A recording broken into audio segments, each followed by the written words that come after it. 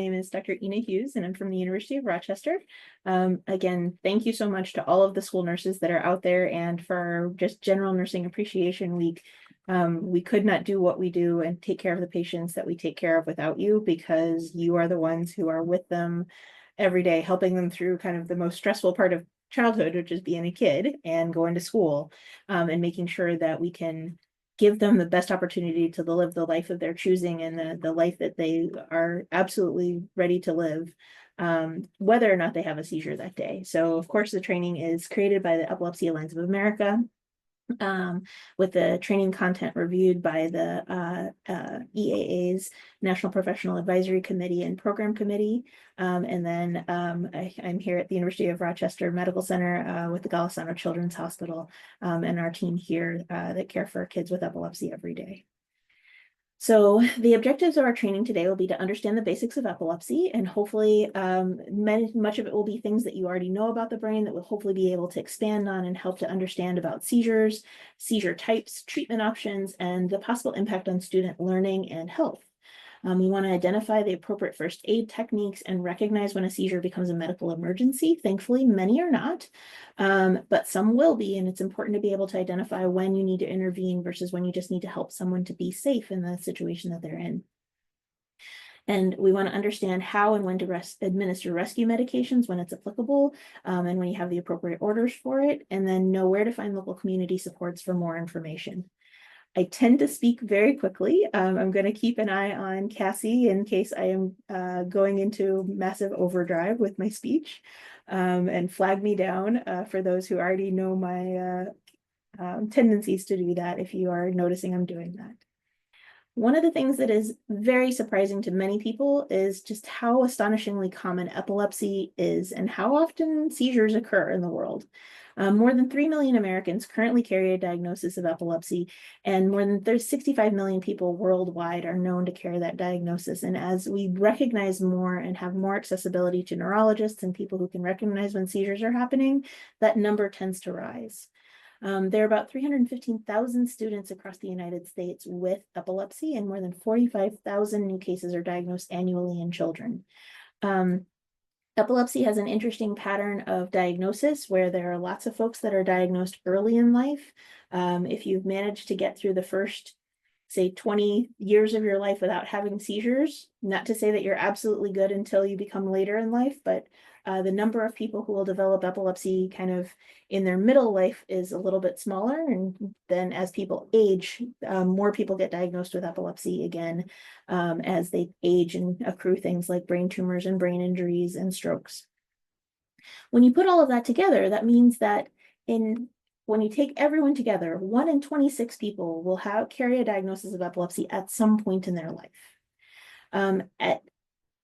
And surprisingly, as many as 1 in 10 people will have a seizure at some point in their lifetime. And it's important to notice that there's a difference between that number. Not every person who has a seizure will develop epilepsy. Only a subgroup of those people will. And at any given time, about 1 in 100 people has active epilepsy. And the difference between all of those numbers is that there are certain epilepsies of childhood that you can outgrow. There are certain epilepsies you can get better from. So if we remove the tumor or the part of your brain that's injured, for instance, you may get better from your seizures. But one of the things to recognize is epilepsy is more common than cerebral palsy, Parkinson's disease, muscular dystrophy, and multiple sclerosis combined. All of these disorders that people recognize and notice to be an important neurologic consequence, epilepsy kind of overshadows all of them in frequency. And one of the things that we love about epilepsy education is that the more people we can teach to understand how to recognize a seizure and what to do to help keep someone safe during it, it's not just a kid or an adult with known epilepsy that you may help. It might be someone who is experiencing their first seizure, someone who may only experience their single lifetime seizure. And so the more we can do to help everybody feel comfortable with recognizing this and treating them appropriately, the better we can do for everyone. For about 30% of people with epilepsy, there is a definite known cause. As I mentioned, things like brain trauma or injury, brain lesions like brain tumors, or in certain parts of the world, brain infections can certainly lead to that as well. Things like lead poisoning or other types of exposures can cause epilepsy. infections of the brain like meningitis and encephalitis, or people may have differences in how their brain was structured from the very earliest points of their development. For about 70% of people, we don't have a specific cause that we can point to from a structure or injury point in their brain. And we officially call that idiopathic, which means we don't know, except we do. For many of those patients with idiopathic type epilepsy, it is presumed to be of an underlying genetic cause. And we know that there are about 3,000 plus genes where differences in those genes can cause people to have symptoms consistent with epilepsy. Sometimes it requires you to have more than one of those genes. Sometimes it requires you to have a single gene mutation. There's a lot of variability, and it's something that we study and pay very close attention to and try to understand when someone does have seizures, the underlying cause of it. So what is epilepsy? One of the things that's really important is that a seizure, an isolated seizure, is an event. It is not itself a diagnosis. It just tells us that in that moment, something disrupted a brain's electricity. But epilepsy is an actual disease that means that you've had at least 2 unprovoked seizures, which means not specifically caused by something from the outside of you, and you have a risk of having more. And that inherent risk can come from things like brain injury or trauma or tumors, or how your brain is built, or how your brain handles its electricity genetically. Or it may be something that, so those things are inherent to you and will continue, as opposed to, like, for instance, someone gave you a medication that can cause seizures in the wrong setting, or you became particularly ill, had a particularly high fever, things like that. So there's a big difference between just an isolated individual seizure and this official diagnosis of epilepsy. And as I mentioned, not every seizure is specifically due to epilepsy. If a student doesn't have a known diagnosis of epilepsy, it is worthwhile knowing that a new onset seizure that has never happened before to someone is a medical emergency, because until we understand why someone is having seizures, we need to make sure that we're acting on getting that person assessment and help as soon as possible. For kids who have epilepsy, it's worthwhile knowing that to them, a seizure just may be part of a day. It's part of who they are and how they're built in some cases. And while it's not ideal that it occurs, it's important to know that it may not be a medical emergency if they are okay and we already understand the reasons for the seizure events that are occurring. Because seizures can be incredibly dramatic and they are associated with brains not working in the way that we expect them to, there are a ton of myths associated with seizures. It is important to know that, as I said, most seizures are not really medical emergencies. People with known epilepsy may not need to have the ambulance called, but they do need to be kept safe and helped during the time when their brain is busy having a seizure. Many people may not be aware they are having the seizure in the moment that it occurs, and very often seizures wipe out the memory of having had the seizure, so they may not be aware that it occurred after it's over. It's really important to know, and for the kids themselves to know, that epilepsy isn't contagious. Seizures aren't contagious. And so there's no way for them to pass on those events to other people. And that's actually a really important thing that everybody should feel comfortable with and make sure that folks know. It's not a form of mental illness. It's not a choice. People don't get to decide when they're going to have a seizure. And because people often don't have good control of their mouths or their tongues or their saliva during a seizure, people have often thought of things like you could swallow your tongue, one of the oldest wives' tales. You can't. Tongues don't work that way. They're very well attached. They can't hide anywhere. They can't go backwards. You can never swallow your tongue.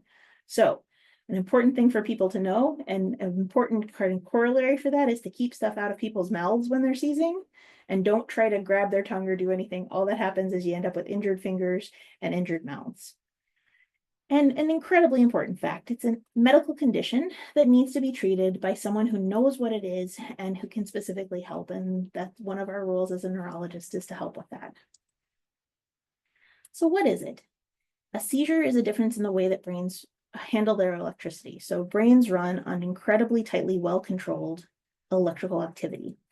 And when that electrical activity is being disrupted, and there's excessive amounts of electrical activity in certain parts of the brain, you can see a seizure, which is a manifestation of that abnormal electrical activity that can cause a difference in movement, a difference in sensation, behavior, how alert and interactive and aware someone can be. It can do one of those things. It can do multiple of those things. It may do all of them. And that kind of depends on where the seizure starts, how it spreads across the brain, how long it lasts. And each of those things may be absolutely unique to the person that is having the seizure in that moment. In general, when we take seizures overall, we kind of divide them into two major seizure types. There's generalized seizures, which happen all over the brain at once. And the most common types of those include non-motor or absence type seizures where people are still. And then the kind of big seizures that you see on TV, tonic-clonic, whole body shaking type seizures. There may be other symptoms like muscle spasms where people become very stiff. Sometimes people will fall with those. And the general idea is that it's involving the entire brain at once. Focal seizures mean that the seizure starts in one spot in the brain and moves, and progressively involves different or more parts of the brain over time. And depending on where that part of the seizure starts and how it moves across the brain, you may see different things on the person's body. And there are a variety of different kinds of focal epilepsy syndromes, some of which we'll talk about in today's education. But the thing that is important to note is that each individual part of the brain has a different job to do. And we can learn a lot about how seizures progress by listening to the symptoms that people tell us about what happens first at the beginning of a seizure, then what happens next, and then what happens next. And that gives us a lot of great clues as neurologists about where a seizure originated from and how it moves across a developing brain. So let's talk a little bit about those focal onset type seizures. They've had a variety of names over time, and there's lots of reasons why neurologists like to name things. So sometimes people will have heard them called complex partial seizures. Sometimes people will call them focal onset impaired awareness seizures. The general idea is that someone has a difficulty with responding to different stimulus during that time. It often begins with a blank or dazed stare that you cannot break or interact with calling someone's name or touching them. There are things that are called automatisms, and there are a variety of different ones. Sometimes people will kind of have little grabbing movements of one hand or both hands. Sometimes people will have kind of chewing motions of their mouth without having a good reason to move or chew. And people can be clumsy or disoriented. They may have aimless walking or picking up things or nonsensical speech or lip smacking.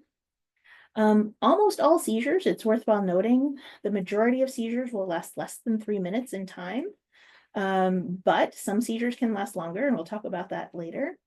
Most seizures will end by themselves without anyone having to do anything. And one of the things that's really important is knowing that the things that people do outside of someone's brain who's having a seizure don't really significantly influence how long the seizure lasts or whether or not it's going to end by itself or need help. Seizures take as long as they take, and the only thing that helps us to change how long seizures are rescue medications and some of our safety maneuvers. Very often after a seizure, it's a huge amount of electrical activity that's being expended by a brain, and literally that section of the brain needs time to reboot and rest. And so people can be tired, they can be really nauseated, they can have headaches, and there's a variety of symptoms that they can experience. If the parts of their brain that are involved in kind of mental processing and thinking are inhibited after the seizure or not working so well, they might be worried and confused and become combative if they're restrained. And sometimes people who have had a seizure can be mistaken for people who are drunk or are abusing drugs, or that people are having actively aggressive or purposefully aggressive behavior. And the way that you distinguish that is that one, that it waxes and wanes, someone will be perfectly fine and then suddenly be not themselves. And it will be in a stereotyped and repetitive fashion, that it keeps kind of happening over and over again without anything that seems to trigger it or cause it, as opposed to things like aggressive behavior where, being told no, or being in a situation that's uncomfortable, or exposure to specific things can cause it. A simple partial seizure or an aware seizure can occur when someone has just a very small part of their brain being involved with the seizure, and they will a routine awareness, but may have things like isolated twitching of the face, arms, or leg. They may have a sensory symptom that is repeated, so tingling that only happens in one spot, weakness that comes and goes in a very reproducible, recurrent manner. funny sounds, funny smells, funny tastes, nausea. Sometimes people will describe this thing called a rising sensation, and it's such an unusual sensation that people don't even have a really good word for it. You'll just see people kind of go like, I feel like, there are also visual distortions that occur. There are some psychic symptoms, we call them, which are just funny things that your brain does that aren't necessarily associated with a touch or a specific sense. There's one called déjà vu, where you have a sense that something has happened before and is happening again. There's also a really amazing one called jamais vu, where something that you do all the time that you know very well suddenly feels like something you've never done before that is completely weird. People may experience hallucinations, feeling of fear or anxiety.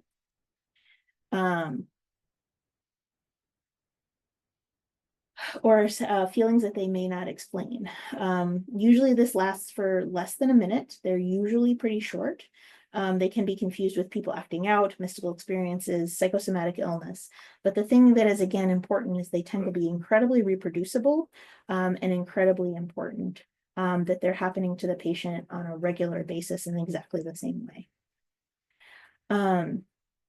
There are one of the more common seizure types that can occur in children is absence type seizures, where patients will have a sudden pause in activity along with a blank stare. Kids stare off lots and lots for lots of different reasons. They're tired, they're distracted, they're internally processing. But the thing that kind of stands out about these are that kids are very actively engaged in an activity and will suddenly seem as though they have been placed on pause, just like if you're watching a show on TV and you hit the pause button. And then they will suddenly pop out of that pause and continue, and they will have no memory of what happened in that moment. Sometimes kids will have repetitive blinking, sometimes they'll have repetitive chewing. These are often really short, lasting 1 to 30 seconds, and they often occur in clusters happening multiple times during the day. And they can be confused with things like daydreaming or lack of attention or ADHD or behavioral issues, but these tend to stand out. They're not things that are happening when kids are overwhelmed. They're not things that are happening when kids are needing that time to process or are tired or have other things. They're just sort of happening out of the blue randomly all the time. And then the thing that everyone kind of really definitively recognizes as a seizure is a generalized tonic-clonic seizure. Very often, these large-scale whole-body seizures will begin with a sudden hoarse cry, and there's unfortunately no other thing that makes people cry out like this, and it's an incredibly uncomfortable sound. People will have a loss of consciousness and awareness. They'll often fall. They can become very stiff with the whole body stiffening and followed by rhythmic jerking of the limbs.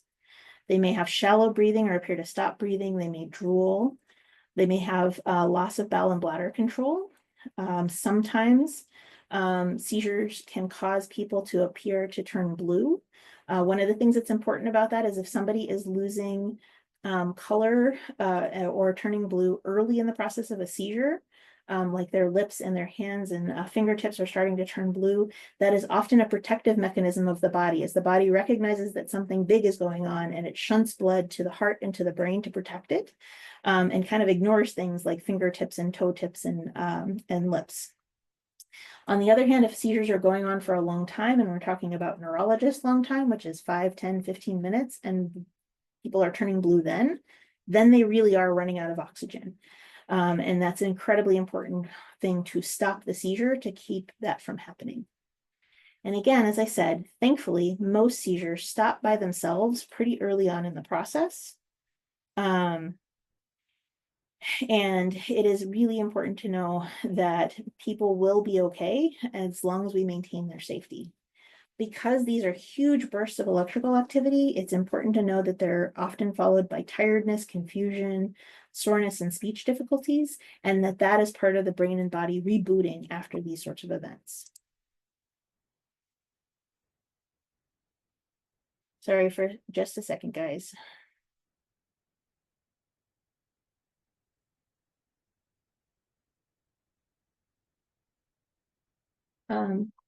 Epilepsy can affect a student's learning in a variety of different ways.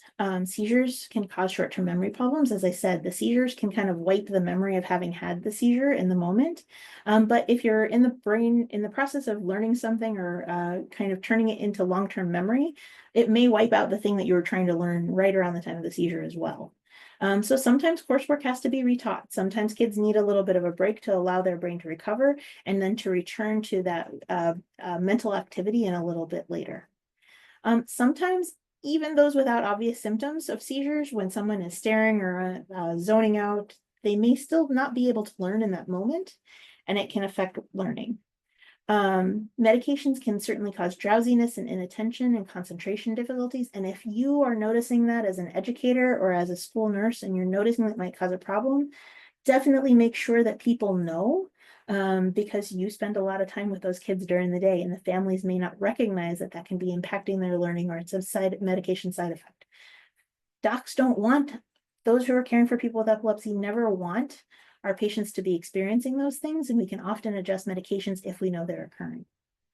It's also really important to know that being a kid with any kind of chronic disease makes it really hard for you to just be a kid, because you have to think about things like maintaining your own safety. Am I okay if I have a seizure? What'll happen to me with my classmates? It makes it more likely that kids with epilepsy are going to suffer from low self-esteem. The biology of epilepsy and our seizure meds can also contribute to anxiety and depression. And having someone who is an ally to them, like their school nurse, can make a huge difference for kids experiencing seizures, and knowing that their teachers and their school nurse and their family all have their back along with their medical team is a really great thing to help kids to survive and thrive. It's also important to know, of course, that school difficulties are not always epilepsy related, and kids can have difficulties that are independent of things related to their medical condition. But it's also worthwhile asking the question, could school difficulties be associated with the seizures, with the seizure medicines, with the kind of psychosocial consequences of being a kid with epilepsy? Because those are things that we always want to hear about and that we always want to strive to address if we're finding. Seizure triggers and precipitants. One of the things that we tried to break down between the diagnosis of just an individualized seizure versus someone who has a diagnosis of epilepsy is that there are many things that can trigger off a seizure for anyone. Anyone with a seizure can have a brain, but people with epilepsy may have a slightly different set of triggers than other folks. So factors that can trigger or increase the likelihood of seizure in someone that we know has epilepsy is if they have anti-seizure medicines and they're missing them or they're late. Honestly, this is the #1 reason, because most people's epilepsy is controlled with their medication, but that means that their medication has to get into them pretty regularly. A small number of patients, so less than 30% of patients, will have seizures at certain frequencies of flashing lights, almost always pretty fast, regular flashing lights that are kind of involving their entire visual field. I think one of the toughest things about this point of the year is prom night and everybody loving to have laser shows as part of their dark prom night events. And that's sometimes rough for our kids. We do know that some kids' epilepsy can be worsened by stress and anxiety. Certain epilepsy types, but not all, can be worsened by hyperventilation, so overbreathing. And that's usually the anxiety-related kind of overbreathing, not the I am exercising, so I am breathing fast and hard overbreathing. Pretty much everybody, poor sleep, fatigue can precipitate and worsen seizures. For a subset of our young women with epilepsy, hormonal changes, and also just for kids undergoing the process of puberty across the spectrum, have a risk of having that alter their likelihood of having seizures. But for some of our young women, about 30% will experience changes in their seizures that match their menstrual cycle. When someone is ill or has a high fever, seizures are way more likely to occur. And of course, with our older teens, alcohol and drug use is something that can make seizures happen as well. There are certain drug interactions where we know that medications not related to their epilepsy can interact with their epilepsy-related medications. And sometimes certain even simple over-the-counter medicines like Benadryl, which may be great for someone's allergy symptoms, may actually lower their seizure threshold by making them just the wrong kind of tired or negatively interacting with their seizure medicines. Lately, we've learned that a lot of the vaping and the high energy high use energy drinks that kids are using a lot recently certainly can also lower the seizure threshold, we call it, which is the amount of stuff that has to happen to someone before they have a seizure. And some kids may experience increased risk of seizures with overheating or overexertion, or missed meals, or just when they're overall not feeling well. So there are many, many things that can push someone whose seizure control has been good into a place where it's not. And again, when our school nurses and folks out in the community who know the kids well are recognizing that something is going wrong or differently with them, it's always great to make sure that that's communicated to the families to communicate to us. It's important to remember that while I am telling you about just specific individual seizure types, quite honestly, every kid is different. Every single person with epilepsy is their own unique component of the spectrum disorder. And it's really important for you to know and to work closely with the medical professionals working with that patient and student about what their seizures look like and how their seizures specifically affect them, so that you can kind of best figure out how to treat them. And the thing that we're trying to make sure that you also feel comfortable with is when there's somebody who's having their first seizure, or we're still learning about their epilepsy, that you can generally still feel comfortable helping them with that process. So while school nurses are not called on to specifically provide treatment, want to make sure that you understand kind of the overall scope of the different types of treatments that are out there. So for 70% of people, medication taken once, twice, 3 times a day tends to control their seizures. It often takes a first or second medication, but 70% of people will be able to have their epilepsy completely treated as long as they get their medication in them and they avoid those relatively common triggers. There are currently about 34 commonly utilized anti-seizure medicines and another 10 or so that are very specific to individual reasons for epilepsy. And we try very hard to fit to each individual person the right medication that matches with their right kind of seizures, which matches with their right kind of side effect profile. And we try to figure that out by putting everything together to try to understand why someone has epilepsy, what type of individual seizures they have, the side effects that they can tolerate, and which delivery method is acceptable. So there's some kids who can only take liquid seizure medicines, some that will only be able to take pills, some that may need a medicine that is delivered 3 times a day. Some might be able to get away with a medicine that only occurs once a day. And there's a lot of variability, and it really depends on the student and the situation. And sometimes, because people's epilepsy can be incredibly complex, they may need medicines that work in slightly different ways, all working together to help them to control their seizures. And one of the most important things is a medicine that doesn't get into somebody can't do its job. One of the things that's really important is that we have no medications that can cure epilepsy. They all just treat it. And there are a variety of ways that we might be able to help someone to cure their epilepsy, but the majority of people don't necessarily meet the criteria for those kind of cures, essentially. The biggest way that we can actually cure someone's epilepsy is with removing the part of the brain that actually is starting and causing the seizure. And there are a bunch of different kinds of epilepsy surgery that are related to that. So for instance, if someone has a brain tumor that is triggering off their seizure, removing that brain tumor may be able to help them be seizure-free forever without medications. There are other types of epilepsy surgery that occur for people with more complex epilepsy who don't get benefit from the anti-seizure medications. And these are more commonly used in people with very complex epilepsy and sometimes complex developmental differences, including disconnection, which is disconnecting the parts of the brain that are causing problems without necessarily removing them. And neuromodulation, which is a really neat thing that implants electricity providing medical devices that help to control that electricity that's abnormal in the brain in novel ways, which is really neat. We know that epilepsy surgery and removing bits of the brain are really significant things to do to people, and we have lots and lots of steps before we get to that place with someone. And we make sure that we're understanding before we offer surgery for someone, and as they continue after surgery, what their impact on learning might be. We do neuropsychological testing. We do emotional health and support testing. We figure out if someone needs activity limitations after surgery and what time to heal they might need, and medication adjustments. So when someone is on the surgical service journey and they're considering that potential, there are a lot of steps that may involve school that you would certainly be apprised of to make sure that you can help to keep a kid safe during that complex time. Some kids with epilepsy, particularly those with harder to control seizures, may have something called a vagus nerve stimulator, which is a device that's implanted just under the skin, usually of the left upper chest, with wires that attach to a nerve in the neck called the vagus. It delivers teeny tiny itty bitty electrical shocks very, very regularly to the vagus nerve. And though we've been using it for about 50 years now, we're still not entirely sure all the steps that happen within the brain.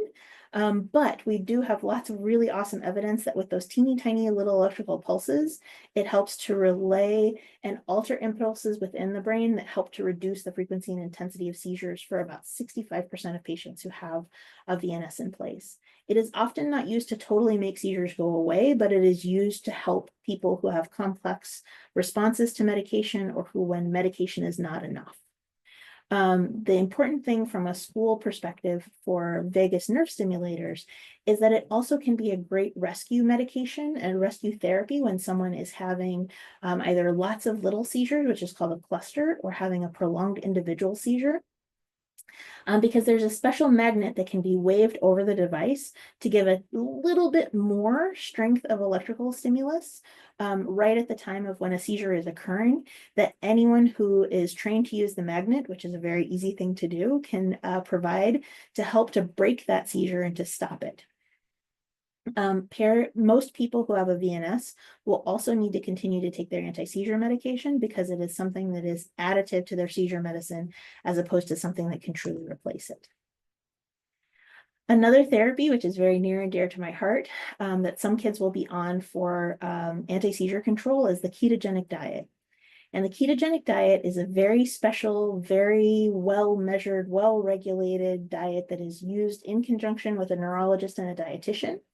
That has found that burning fat for energy instead of glucose and sugar for energy can change the way that the brain works and reduce the likelihood that a seizure is likely to happen. It's most commonly used for those with really hard to control seizures where medications have not been effective. Because when you think about how many things in our life require or revolve around food and how many different food-based activities and events kids can have in a day, changing your entire diet to help with your seizures is a really serious and really complicated thing. And for kids on the ketogenic diet, their foods are not typical foods for kids. They have very high fat content, essentially no sugar, extremely low carbohydrate and high fiber content, and a moderate amount of protein intake. It requires an incredibly strong association between the family, school, caregiver, the medical team, and truly no cheating is allowed. These are kids who, if they are on the ketogenic diet for their complex epilepsy and someone hands them a cupcake or someone gives them a lollipop, it can actually lead to a trip to the hospital for seizures that weren't expected. And when kids are under ketogenic diet therapy as part of their medical treatment plan, it is definitely not a fad diet. It is something that has tons of really great evidence for it to be used appropriately, but definitely requires a great team effort by everyone that's part of this kid's care team in life. And can be as effective as reducing seizures in by greater than 50% for greater than 65% of kids that use it as well. So now that you understand a little bit more about how kids are treated with epilepsy, what about what happens even when everything is going right and we're doing all the things that we should have? One of the things that stinks about epilepsy is kids can still have a seizure. So we always plan ahead and assume that everyone could have a seizure, and we always try to make sure that everyone has a seizure action plan and that everyone understands what safety and seizure first aid is best for each individual person. So we do this by creating an actual document called a seizure action plan. It contains the essential information that schools, families, anyone who cares for this kid would need to know in order to help them if they're experiencing a seizure. And it can include what a seizure looks like. It can include what is specifically first aid for that child, and can also make sure that you also have things like healthcare contacts, medications for the child. And they have to be individualized to the person because, as I said, seizures can be incredibly unique. While we can give you general safety information that applies to everyone, we also want to make sure that these seizure action plans are tailored to the location where we expect seizures to occur, to the people who may need to be activated if seizures are happening, and then to everything that we need in one hopefully small, short, simple way to help others determine when to recognize a student seizure and determine when it's time to also call 911. Most people who have epilepsy, as I said, their seizures are short, and if they're given an opportunity to be safe and recover after a seizure, If it's possible and they're able to reboot and recover, they can go back to school. They can continue their daily lives because epilepsy is just a fundamental part of who they are and how they're built in the situation that they're in. As we said before, anyone who has not had seizures before, doesn't have an active seizure action plan, if they have a new onset seizure, it's probably a good thing for them to get checked out. When we're thinking about seizure first aid, it always helps to have a mnemonic and something that we can kind of keep in our minds about what we need to do to keep someone safe. My first thought is if someone is standing up or sitting down and it looks like they're going to have a seizure, the first thing that we want to do is get them safely to the floor. Because many people will kind of throw up or have lots of drooling with seizures, the next thing we want to do is to turn them on their side. So all of that kind of stuff that might be in their mouths can come out. We want to remove pokey things from their area. We want to make sure that they're not going to fall into anything, fall out of anything, get hurt by anything. So we will remove objects in the environment and remove their glasses. If you can, use something soft to put under their heads. That's the U. Stay calm and stay with the person. That's surprisingly hard to do if you've never seen a seizure. And I have to admit, I've seen hundreds and hundreds of seizures at this point in my many years as an epileptologist. And for the first microseconds of every seizure I see, my brain goes, oh no. But knowing that I know what to do helps that next couple of microseconds go, all right, I got this and I can help keep this person safe. And so don't feel bad if you get anxious. Know that you just need to learn to know what to do, and then you can help anybody stay safe. The last thing that we do is we time the seizure. No matter what type of seizure someone has, if it's lasting a long time, it can cause them a harm. Not guaranteed to, but could cause them a harm, particularly for generalized tonic-clonic seizures. And so for people who have rescue plans, there will often be a time attached. 3 minutes, 5 minutes are the most common when it might be time to get their rescue plan going and to provide them with a therapy that helps to stop that seizure. For someone who is having a new onset seizure, if that seizure is going past the 3 to 5 minute mark, it is always time to call for help and to call EMS so that they can come with a medication to help stop that seizure and to help the person to remain safe. Things that are important. Never put anything into someone's mouth during a seizure. Remember, they cannot hurt their tongue. They might bite the inside of their cheek. They might bite their tongue. They might hurt their teeth. But if you try to put stuff in someone's mouth, all that's going to happen is injured fingers for you, injured teeth and mouth for them. Not a great idea. Do not hold down or restrain someone who is having a seizure. 1, because it's not going to help them. And 2, it could hurt you. The biggest thing is helping someone to generally stay safe when they are having a seizure. During the time when they are having a seizure, don't try to give them oral medication, food, or drinks. So like, don't try to shove a pill in between their teeth for them to swallow. They're not going to be able to. There's some of our anti-seizure medications that you put between their cheek and their teeth, which is safe to do. But those are very specific recommendations that are made based off of medical advice for that individual person in that situation. There are lots of other ways to help when someone is having a seizure during that time when you're trying to stay calm and check for the timing of the seizure. During that time, if you don't know the person, you can check to see if they have an epilepsy or seizure disorder ID bracelet or necklace. And we advise that all of our families who have epilepsy have seizure alert bracelets or other medical alert bracelets or other things, devices or information to help people know that what's happening is a seizure. Not a lot of people are wearing masks these days, but if a child is wearing a mask, remove the mask so that they will be able to breathe a little bit more freely. Definitely protect them from possible hazards. So as I said, things that they can fall out of, fall into, or get hurt on. And then after the seizure, because people can be disoriented, remain with them. Let them know that you are there. Let them know that they are safe. But you don't have to try to talk them out of the seizure or get them awake, alert, or get them interacting with you. Because again, their brain is tired, needs a little bit of time to reboot. It's okay to provide emotional support and definitely document the seizure activity that you saw.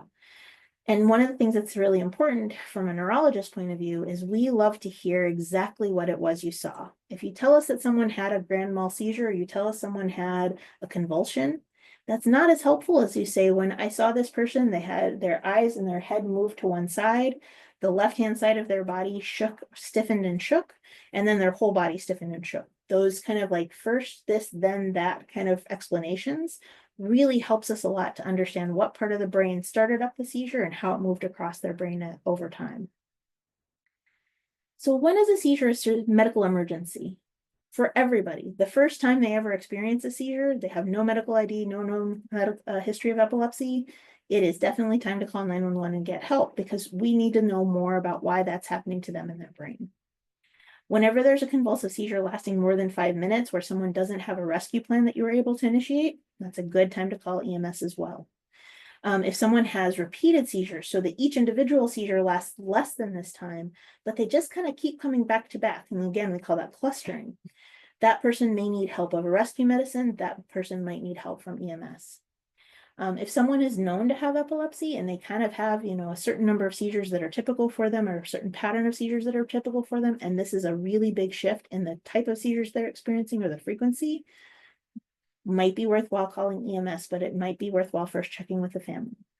Certainly, if anyone gets injured having a seizure, if they have diagnoses such as diabetes or are pregnant, when seizures occur in water, it is always good for somebody to get checked out after the seizure is over. Or if they're having difficulty with breathing after the seizure is over, another good important reason to call EMS. It is important to follow someone's emergency protocols as defined by their healthcare provider in a seizure action plan. But as medical professionals, if something is new, different, or off that doesn't fit with that, asking for help is always a very reasonable thing to do. When someone is having one of those less dramatic seizure types, the focal onset type of seizures that may just cause a difference in their behavior or a difference in what they're feeling, stay calm, reassure everybody, track the time. Do not restrain people. Sometimes people who are having those kinds of seizures, remember we said that they can kind of walk randomly or get a little bit disoriented and wander. Don't necessarily try to restrain them. Basically, just help to gently direct them away from hazards. We use the term in our epilepsy monitoring unit of be the wall. So people who are in that confusional state, they are not going to automatically run into walls. And so if you just kind of convince them that you are a gentle wall that's moving about with them, they tend not to run into people, nor do they tend to kind of negatively react to that. Don't expect somebody to obey verbal instructions. They're not being difficult. They just literally are not in the space of where their brain can respond to you. Make sure you stay with the student until they're fully alert and aware. And if the seizure lasts 5 minutes or beyond what is routine for that person, or another seizure begins before full consciousness is achieved, definitely follow the protocol. If someone has a seizure in a wheelchair, we recommend that you not remove the person from the wheelchair unless it's absolutely necessary. Lock the wheelchair so that it prevents movements, fasten their seatbelt loosely to help them keep from falling out, protect and support their head, ensure their breathing is unobstructed and allow secretions to flow, might need to pad the wheelchair, and then follow their relevant seizure first aid protocol. When seizures occur on a bus or a van, you want to notify the base of situation and location, safely pull over and stop the bus, place the person on their side across the seat or in the aisle if necessary, and follow whatever is their appropriate seizure first aid. Depending on the state, some states allow for seizure medications to be carried on school buses, others do not.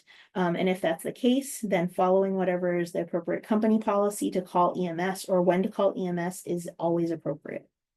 And it should also be part of someone's seizure action plan as well.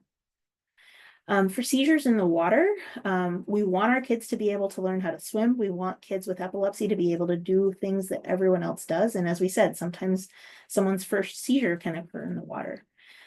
During the seizure itself, all of our lifeguards recommend not trying to remove someone from the water while they are experiencing their seizure, but instead just to keep their head above water and keep them safe. And once the seizure has subsided, the individual can be safely and carefully removed from the water and follow their seizure action plan and call 911, because we don't know during that time when they were in the water initiating their seizure, they may have inhaled some water and need some help with breathing a little bit later in the day, depending on what's going on.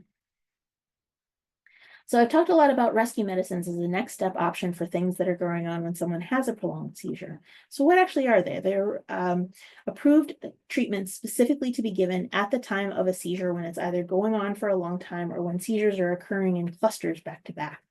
These are not daily rescue or daily medications. We expect this to be just an as needed medication, and they definitely shouldn't be used in place of a daily seizure medicine. They're something that truly is only a rescue, things to be used in times of emergency. And they should always be attached to a seizure action plan. And there should be specifics within that seizure action plan of when it is the right time to use it. And who gets to give the seizure action or seizure rescue medication is very different from state to state. And it's really important to make sure that you are aware of what your state says about who is allowed to administer the medicine. Most states, quite honestly, do have a Good Samaritan policy that when someone recognizes that someone is in an emergency and distressed state and there is something that they can do to help, if they do that thing, that is a good and important thing for someone to do. But for many regions, it is very specific. The medical provider, in this case, are school nurses and nursing professionals who are the ones that are requested to give the anti-seizure medication, the rescues. There are several different rescue medications that are available. One of the oldest is one that is called diazepam rectal gel. Its brand name historically has been Diastat, and so that's what many people know it by. It's approved by the FDA for use by parents and non-medical caregivers, and depending on who is giving it, state and school districts have governance of who gets to give it in school. The medication diazepam is a benzodiazepine, and it is in kind of like a jelly state within this particular syringe. This medication is administered rectally for patients having usually prolonged convulsive seizure events. Thankfully, because it is, and by the way, diazepam is approved for use in patients 2 and above. So it's very commonly used in very small patients that are young. And so maybe something that might be available for patients who are in the kind of preschool age range. Very recently, Valtoco, which is an intranasal version of the same medication, diazepam, has become available for patients 2 and over, which is wonderful, that allows it to be given as a nasal rescue medication. It is a group of drugs that can stop seizures quickly, as we said, and it can be used, it is administered as this single-use actuator that is put up someone's nostril and fired. So 2 fingers on either side, and the thumb fires the spray into the nose. A different medication of the same family called midazolam with the brand name of Nasolam was the first of the FDA-approved nasal options for treating clusters. And each of these comes as individualized packages with an individual single dose. So none of these are reusable. They're all single dose is the right dose for the patient, and that's determined by their healthcare professional. And it is allowed to be used by those who are not healthcare professionals in the community. So there are tons of tools and resources that are out there besides trainings like the ones that we're trying to do today. There is, through the Epilepsy Alliance of America, great access to seizure action plan examples. As we said, for every individual kid, we want to individualize that to fit with what their particular seizure events look like, as well as when it is the appropriate time to intervene for their particular seizure events. Through the Epilepsy Alliance of America, we also have posters available in English and Spanish, and then rescue medication videos to help to explain how to administer each of these different types of rescue medications. And then, of course, for more information on local programs and services available, please visit Epilepsy Alliance of America. And just a shout out to our own local Epilepsy Alliance affiliate, Empowering People's Independence, that provides these trainings directly to schools across upstate New York, which I've also been very happy to partner with as well.